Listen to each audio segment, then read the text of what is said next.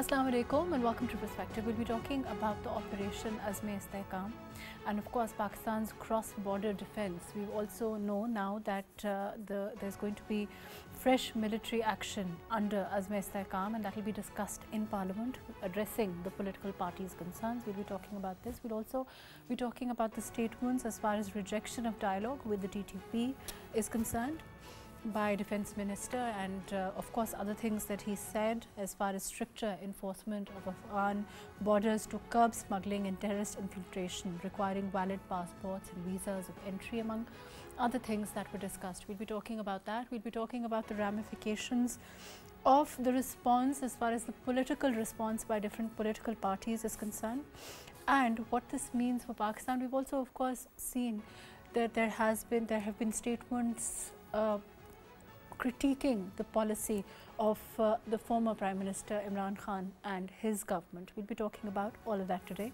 on Perspective. I have with me Brigadier Retired Haris Nawaz. Thank you for joining us today. Aniq Zafar, who's a senior analyst. Thank you for being with us today. Zahid Gishkori, who's a senior journalist. Thank you for joining us today. Before I go to Aniq Sab here in the studio, I'm going to go to Zahid Sab. Zahid Sab, as far as this operation is concerned, we discussed, of course, last week also how it was going to be launched and the Army's resolve as far as all stakeholders to ensure that there is no perpetrator of cross-border terrorism. As far as this latest, the happenings within the National Assembly are concerned, the take of different political parties are concerned, what is your take on this now? But I think, Mahrukh, this is a good decision. I have been covering this very important issue since 2007 as a reporter, and it's down the line. If you remember, after the attack on APS, and Pakistan launched National Action Plan, and then Operation Radul Fasad, and certainly many more operations to get rid of this menace from Pakistan territory. As a global issue, in the past 2 years, we have seen in the country that terror wave took new wave in Pakistan, and the percentage of terrorism and the terror activities and incidents and attacks suddenly started increasing in Pakistan. It was an alarming sign because the terrorism seemed to be returning back in Pakistan. The decision, obviously, in a critical viewpoint, and the criticism generated from different political parties, particularly by the Khyber Pakhtunkhwa government, and now issue was also raised in the parliament as well.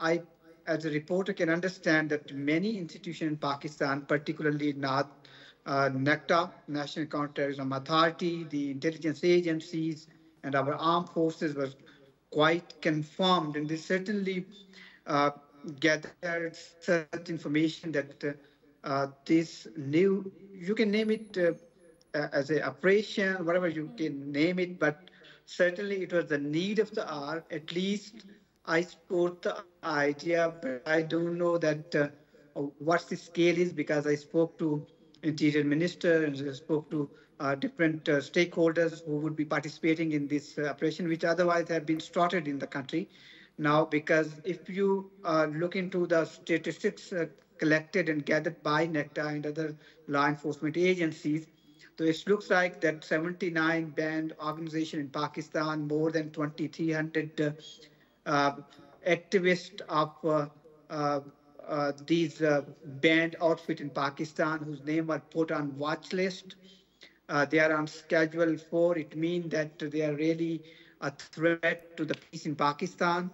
So this number was quite rising in the past 6 months. So a new strategy and perfect designings and consistent approach of Pakistan to go against. Zahid Sahab, I'll come back to you. We also have with us Wajih Abbasi Sahab, who's an IR expert. Thank you for joining us. Before I go to Wajih Sahab, Brigadier Haris Nawaz, Brigadier Saab, can you hear me? Yes, I can hear you. Brigadier Saab, you heard what Zahid Saab was saying, the scale of this operation. There is a categorical no tolerance policy to any and all terrorism. We know, and that is where it starts from. But what about the remarks that were made as far as the policy earlier on is concerned, as far as the previous government's policy under Imran Khan Saab and the critique of it overall? You see, the problem is old policy brought a lot of problems for Pakistan. You remember when the previous government started negotiating with the Taliban Pakistan, and the facilitator was the Afghan Taliban. But the issue was they played very fast with CTP because they gained time, and in that they reorganized, they recouped the weapon ammunition, and also along with that, if you remember, then they re-established their command and control system. And then the government allowed them to come to the border areas inside Pakistan territory, and they wanted to rehabilitate them. So that is how they took advantage, and then the problem came up. And today we are seeing how much problems we are facing. Now, the basic thing is that now it is an intelligence-based operation we already conducted. And it's spread in KPK and Balochistan because there are a lot of terrorism and there's a lot of infiltration coming from Afghanistan side. Now what we talk as a Istikam, what we say, Azm Istikam, that means it is a continuation, but its capacity building is improved. We must understand that it is the same thing, but its capacity being involved. For example, the armed forces, security forces are being given a lot of latest technology, night vision fighting, because these terrorists have got a lot of weapon ammunition, got through American, which they had left it over there, and there's a night fighting capability also. So they are going to have a lot of capacity in latest technology. Then it is going to be all forensic analysis immediately will be done. Border management will be very strict. The way you talked, it will be visas, so and so, and all precautions will be taken. Then along with all unregistered vehicles in which they carry out certain terrorism, those will be checked through forensic level. I'll come back to you, Brigadier Saab. Ji, Aniq Saab, you heard what Brigadier Saab is saying, and also before that what Zahid Saab is saying. As far as the scale of this operation is concerned, as far as the tangibles of it, what are your thoughts on that? Okay, so first of all, we must be very clear that when we talk about, when we name anything as operation, then mostly people think that it's sort of military moving into areas, and there is a possibility of displacement and all that kind of stuff. My understanding is that at this moment there is no plan like that, because TTP does not hold any territory in Pakistan. In the past, as you remember, in the early 2000s, the first decade and some part of the second decade of this century, there were some areas which were totally controlled by TTP.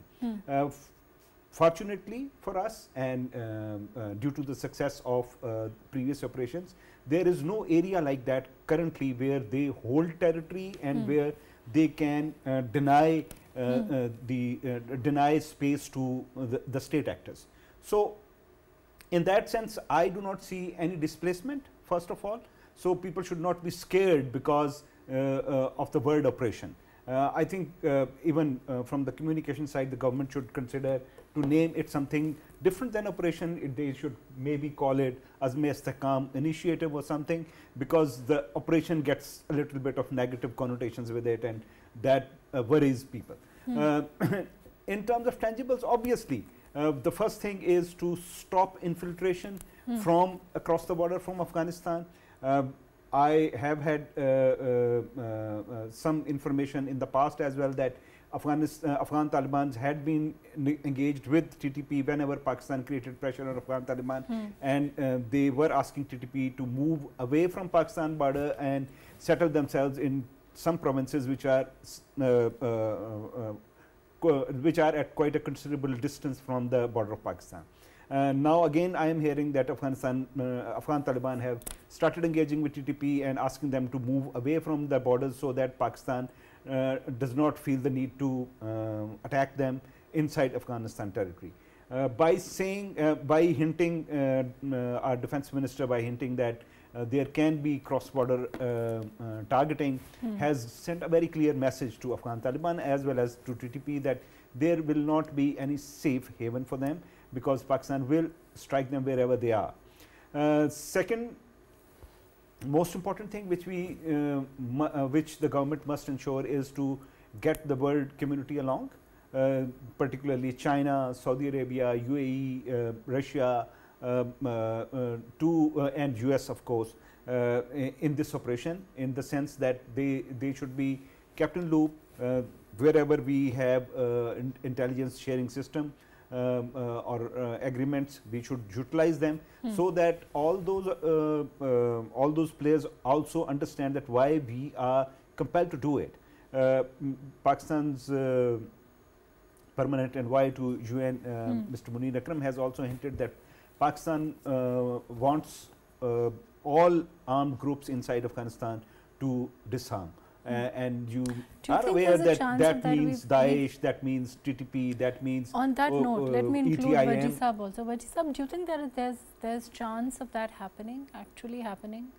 When we say that, of course, we want that, and of course, when the Pakistani envoy in the United Nations talks about it, it's something that is needed, because we've seen the constant perpetration of terrorism coming from Afghan soil. But do you think there's a chance that there can be that kind of disarmament? Actually, you know, there are two different things. One is the TTP has a different sort of relationship with the Afghan Taliban, and the Daesh had different sort of relationship. Taliban have historically been, for quite many years, they have been against Daesh, and there have been clashes between Daesh and the Taliban even before the takeover of Kabul by the Taliban in 2021. So the Taliban have been taking quite measures, and there are reports that most of the IKS, as we know it, had been sort of eliminated or reduced in Afghanistan. Same has probably been the case with the elements which were targeting Central Asian states like Uzbekistan and maybe China also. But as far as Taliban, Pakistani Taliban are concerned, they have different type of relationship with Afghan Taliban. They are basically one, and I mean, we might not sort of say that, but they are one and the same thing. They have same type of ideology. Pakistani Taliban also have been sort of they were under the Afghan Taliban, and they take Mullah Omar as their leader. So that sort of thing. So these Pakistani Taliban have different type of relationships. So we shouldn't put too much sort of our I mean, banking on Afghanistan, that they will disarm the Taliban and that sort of things. Let me go to Brigadier Saab. Brigadier Saab, what about, you know, we've also seen this high-ranking terrorists captured, pursuant to, of course, you know, our resolve to ensure that there is no terrorism, apprehending two high-ranking commanders of the Tehreek-e-Taliban recently. And of course, you know, that shows our commitment and our army's commitment to ensuring that there is no terrorism, that, you know, any and all terrorism must stop. And, you know, we won't allow other countries' soil to be used in that regard. Do you think that, you know, this confessional video also that has come of Nasrullah alias Maulvi Mansoor, you know, he's a senior TTP Amir, it's also going to be, of course, it reveals a lot of the terrorist group's operations and the fact that there was, of course, foreign support. Brigadier Saab? Ji, Brigadier Saab, can you hear me? I don't think so. Ji, Zahid Saab, can you hear me? Yes, Mahrukh, very much. So what is your take on this, you know, this video that has come that reveals a lot, and also, of course, our apprehension of these terrorists? Mahrukh, as I told you, this operation would be quite a different operation, not like Operation Radul Fasad. At that time, Pakistan conducted more than 2.3 million combing operations, engaging thousands of people, filing cases against hate speech, who are doing hate speeches, the material, unwanted material, extremism, and the literature review, and the thousands of cases against clerics. And this operation was quite different. Many areas were cleared by Pakistan Armed Forces, but this operation would be a different sort of a pattern in a new way, because Pakistan thinks otherwise this time. And this operation would be in a way that if Pakistan as a state need to conduct any sort of operation, even in any neighboring country, if Pakistan thinks that the TTP is sitting over there, that any militant group who is operating from the other state, even Pakistan can target this militant group. I can tell you, because I have spoken to many stakeholders, that this approach is quite different this time. There are certain areas where Pakistani intelligence agencies gather reports that due to the state policy even, or maybe by the previous government, when there were negotiations between TTP and the government, you know, in 2019 or 20, I think 21, and after Taliban, Afghan Taliban took over in Kabul, more than 200 Afghan Taliban supporters entered into Balochistan territory, and Pakistani intelligence agency intercepted them. And this is one of the prime reasons that Pakistan wanted to clear these areas. And there are 5 districts, you know, the tribal areas where the 17 districts were merged now into a genuine part of Khyber Pakhtunkhwa. There is no you know, difference between the tribal area or a settled area. Now the police are struggling to prevail the peace and trying to get rid of what exactly was happening before this merger. So this operation would be a certain kind of operation, not like the previous one where Pakistani security agencies were supposed to clear the area. Now they are trying to fighting against certain militant groups in certain part of any district, like in Banu or in Dera Ismail Khan or North Waziristan or in South Waziristan. And even Pakistan could target TTP or any other militant which the state thinks they are operating from the other state soil. Pakistani military could target them. And recently, Pakistan as a state banned Zanebun, which otherwise there was a concern by the Iranian forces, Iranian government, that there some operators were operating inside Pakistan territory, and Pakistan banned them. So Pakistan already were in an extension that they were extending support to other countries, but Pakistan was not receiving the response from these countries. Like Pakistan is now going to take up again this issue with the Afghan government, that there is a certain support here in Pakistan, and TTP obviously is receiving any and all kind of support, financial, the operationals from hostile organization from other countries' soil. It's confirmed now, and it has been even. And that's why I don't see that the people would be directly facing like the situation. As you know, in the past 17 years, there was internally displaced person, more than 3.5 million people who left their houses, and they settled in settled districts of Pakistan, like in Islamabad, in Karachi, in other areas, and there was a problem. IDPs have been a problem. Their settlement in Pakistan spent billions of rupees on their settlement. Zahid, let me come back to you. Aniq, what about, you know, we are, of course, we talk about our resolve, and you know, there's no doubt about that. But what about internal unity on this issue? What is your take on this? Well, I think this is something which needs not to be stressed. It should be very obvious to all the political players and all the stakeholders that this is something which, if it is not controlled, this is going to eat them up. It is a phenomenon, terrorism, and particularly TTP's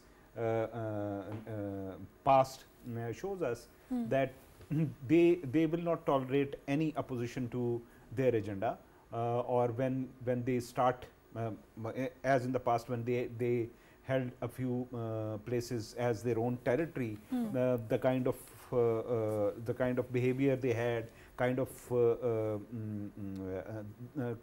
terror they used to spread in those areas is very much known. So if any political party or any stakeholder thinks that they can stay away from this consensus, that is at their own loss. They will be doing it at their own loss. Political consensus is important, but again I must stress that states cannot wait for one or two stakeholders that they should definitely come on board and then they will move. State will have to move, and regardless of one or two stakeholders or political parties saying that they don't want it. Obviously we cannot have a soft approach towards TTP. We have seen it in the past. If there was a soft approach, they doubled down on their demands, they gained more space. So we have to deny them space, whether political, whether territorial, all kinds of space has to be Before I go to Wajih Sahab, I'm going to go to Brigadier Sahab. Brigadier Sahab, what about, we've seen the recent remarks of Ambassador Masood Khan also on the need for perhaps, small arms and modern communication equipment. As an, of course, as an ex-army man, do you think that there is, of course, we need all of those extra equipment, and without that, of course, it can lead to problems for us? Brigadier Sahab? Again, I don't think he can hear me. Ji, Wajih Sahab, the same question to you. One thing which we should keep in mind that after the Taliban takeover of Kabul, the weapon systems that the Taliban TTP has changed. They have there is a qualitative change. Okay. They have very sophisticated. They got hold of some very sophisticated weapons, might be equipments and that sort of things, which were left over by the American forces, either from their own stock or from the stock of the Afghan National Army with the American forces built in Afghanistan, and which just evaporated on the wake of the Taliban takeover. And all the weapons fell into the Taliban's hand, and some of them came to the TTP also. And the many TTP persons who were in Afghan jails, they were also released, and they were later on allowed by our government to come back, probably in Pakistan also. So there is this responsibility of the American government that they should provide, at least they should have taken some care about those weapons. They knew that these are going to fall to different terrorist organizations, and even the Taliban, they were never had very good sort of image of Taliban as such, though they had their agreement with them, but they had that image. And then there were terrorist organizations in Afghanistan working on them, so the Americans should have taken responsibility on those weapons. So now when these weapons are left in Afghanistan and they fell into the hands of the Taliban and other terrorist elements, then the Americans have a responsibility to give Pakistan and other states some sort of equipment to counter those weapons. Some sort of intelligence, some sort of technological support, some sort of anti-weapons system that can, challenge those weapon systems which they were left in Afghanistan. So that's very important for the for Pakistani government to talk to the Americans on those issues. Okay. Zahid Sahab, do you think there's a chance that, what Wajih Sahab is saying is, of course, as far as the US is concerned, we know the role that they played in Afghanistan, and we know that the way they left also, that's not very old history. Do you think that we can be impressed upon them that they need to help with this, they need to provide us with that sophisticated weaponry, whether it's intelligence equipment or it's modern equipment, whatever one may call it?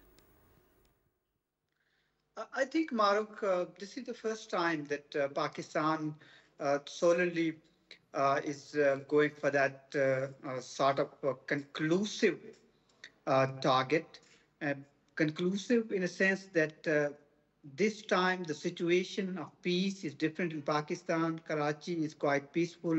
The whole Sindh province is even, that's very good. Punjab is even so far, it's quite peaceful.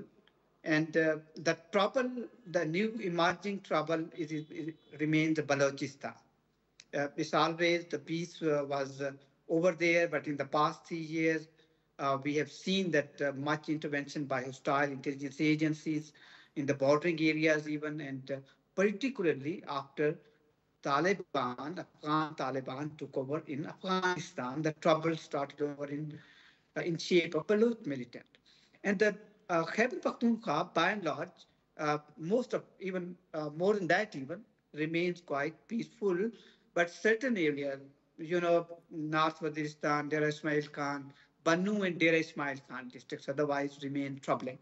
And that's why the focus remains over there. And obviously, American already shows their welcome sign that the decision is good. And on the other side, Pakistan, friendly country, China wants it because it's the major stakeholders here, the major investment, and the new important thing, Pakistan planned in the past year, almost 12 months down the line with Pakistan is struggling to bring foreign investment here in Pakistan. Many friendly countries like Saudi Arabia, like UAE, Qatar, of course China, and some other countries, including France, they applied that they are willing to invest in Pakistan, and Pakistan identified around 1 million acre agriculture land for these countries, and the pledge and MOUs have been signed. Fair enough. Zahid Saab, let me come back to you. Ji, Aniq Saab, you heard what Zahid Saab is saying. Of course, and with regard to MOUs, with regard to investment, we've also seen the Prime Minister and his delegation's visit to China. And of course, for us to be, security and economics are both, correlated. Very interlinked. If we don't have security, we cannot hope to, if we are not secure, we cannot hope to do well economically at all. Yes, this is very apparent that there are two things which any investor wants. That is the security of its capital and security of its personnel. Obviously, for high-tech projects and high investment projects, all investors want a stable environment, an environment where law and order is stable, and where they can easily move around in the country. If there are restrictions, I mean, like we have been holding cricket matches here when we are moving teams, like we are moving some high security personnel or something like that. That does not give a good look for the country. That does not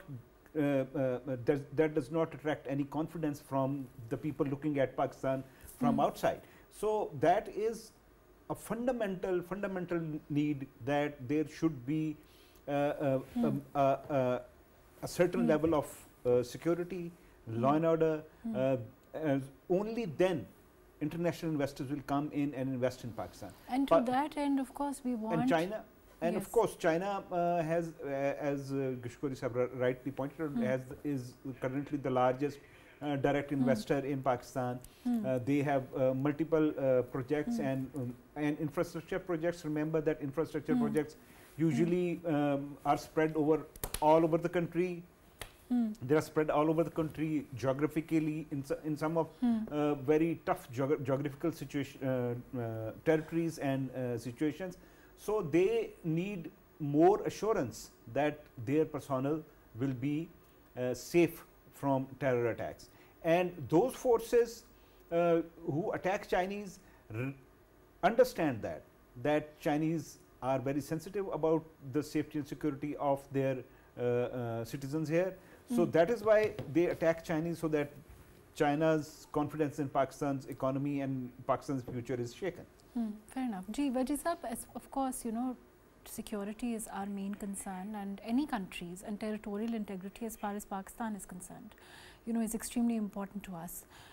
With regard to that, now that we are launching this operation, do you think that there is, I'm sure, as far as the forces are concerned, as far as all stakeholders are concerned, there's a timeline in view, of course?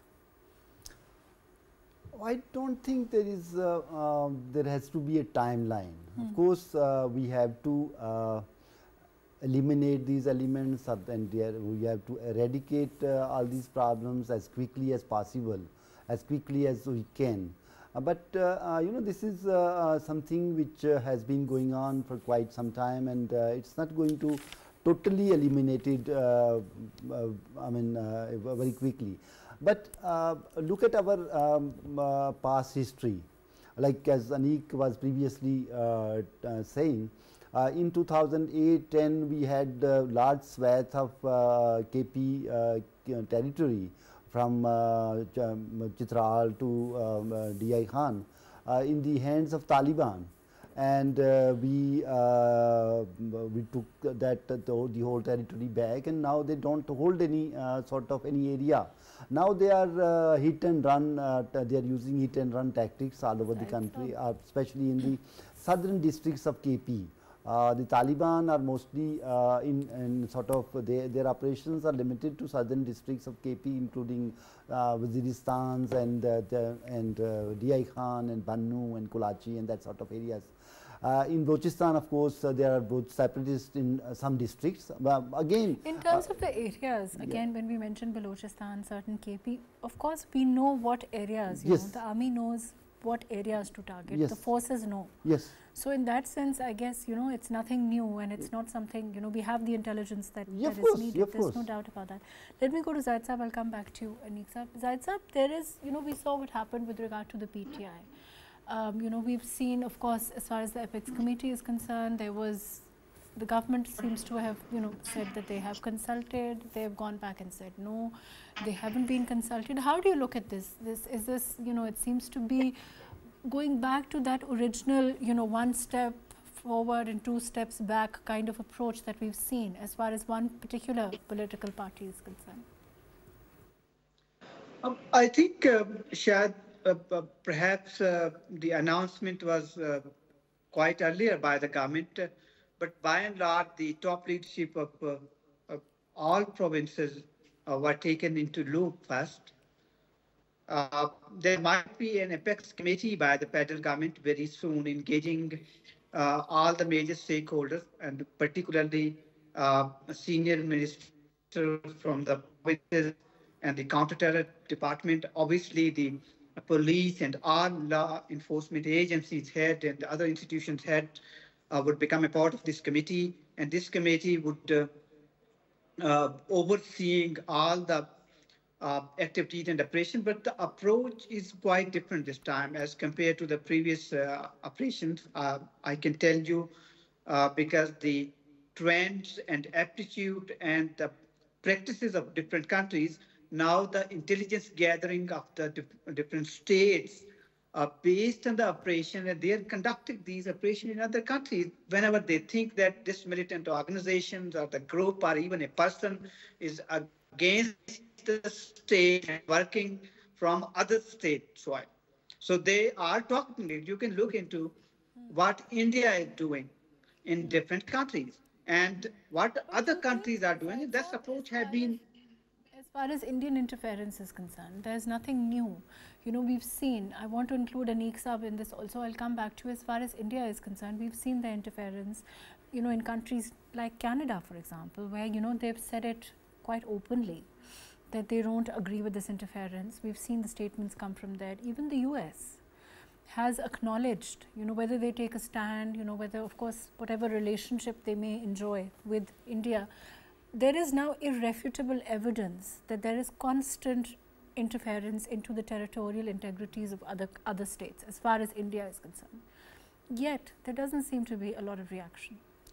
Well, unfortunately, we have to sort of agree or understand that whenever a state that as big as India, which is now doing well economically also, whenever such a market in the in the world system, when such a large market is available to the international community, they rarely go hard on that country. Obviously, US also raised alarm, and they had a bit of diplomatic spat over it. Canada itself, but I think that phase of India trying to flex its muscles may be over, at least in the Western countries. You think they've been rebuked enough, but what about for countries like their own geostrategic neighbors? Again, I mean, Pakistan and India's relationship has quite a history. So, expecting that India will stop interfering in Pakistan will be sort of very naive. But again, so what we need to do, however, is that we need to engage through back channels with India, and because again, what we have seen in the past is that whichever state has relied on these non-state actors for its strategic objectives has had to repent in the end. So India cannot sort of think or feel safe from such elements. If it thinks that it will remain safe from such elements, that is a mistake. Wajih Sahab, there is, as far as the region itself is concerned, as far as our geostrategic position is concerned, of course we are extremely important because of our geostrategic position. We are also extremely important because we are two nuclear states. There's no denying that, and we don't have, like Aniq Sahab also said, we don't have the ideal relationship with a hostile neighbor like India. In that kind of a situation, for this region to be secure and stable, how realistic is it to expect that kind of stability without a stable Afghanistan? Of course, Afghanistan's security and Afghanistan's stability is very important to Pakistan. Like we have border with India, but that's close. Nobody crossovers, so it's close. But our Afghan border is porous. Yes. And people have been, for centuries have been coming and going there without visa, without any sort of restrictions. Pakistan tried since 2010 to build a wall and build fences and use of the passport and visas and normal travel documents have been made to use of. But these have been resisted by both by Afghan government also and the people in the tribal in the border areas. So in that context, and then the Afghanistan, we have with Afghanistan very close historical, religious, ethnic, that sort of relationship, because you can't differentiate some sort of people from Afghans to Pakistan in many occasions. It's very difficult to differentiate. They do business here, they come for medical checkup here, but this is we have a relationship with the Afghans also. So that we need a very stable, very peaceful, and developing Afghanistan, a very prosperous Afghanistan. If Afghanistan is prosperous and developed and a normal nation state, then many of our problems will be automatically solved. Many of we will not have this sort of terrorism, and maybe we don't have law and order situation. We will not have smuggling. We will have many more. We'll be done away with a host of problems. Yeah, most of problems. So we need a very stable Afghanistan, and that. But we have consistently tried to give them all the help that we could. Yeah, we've also, in some cases, in order to help their destabilization, looked the other way. But of course, our own territory, our own territorial integrity is extremely important. Very important, yes. And we can't compromise on that under any circumstances. That's my last question to you. Do you think that, one, of course, it's unrealistic to expect there to be that level of stability that we want without a stable Afghanistan. But then, is it realistic to expect that kind of stability to come to Afghanistan anytime soon? We can only pin hopes that peace would again come back to Afghanistan. Obviously, Pakistan and Afghanistan being a neighbor, both are reciprocal to this peace. But one thing is very important that Pakistan extended its support to Afghanistan anyway, because Pakistan delegations also visited to enhance trade and to sorting out the issue on the border as well. So there certainly exists a good hope between the two countries, but Afghanistan, I hope it understands that Pakistan major concern is TTP. And TTP obviously a banned organization everywhere in the world. And the major harbor for TTP it still remains Afghanistan. And there comes then Pakistan major concern that India is agency not only extending its financial support but also operation support to TTP, which remains a prime target here in Pakistan. And obviously, the concern of the state is quite genuine. But does little doubt that, of course, we need that kind of stability in Afghanistan for there to be a stable, overall stable region for us, for there to be, minimal interference from a hostile neighbor like India. Of course, we are all standing with our armed forces, our security forces with regard to the Operation Azm and we hope it every success and pray for it to be as successful. And we hope that we will be able to eliminate any and all nefarious interference into the borders of our very beloved country. Thank you so much for joining us today on Perspective.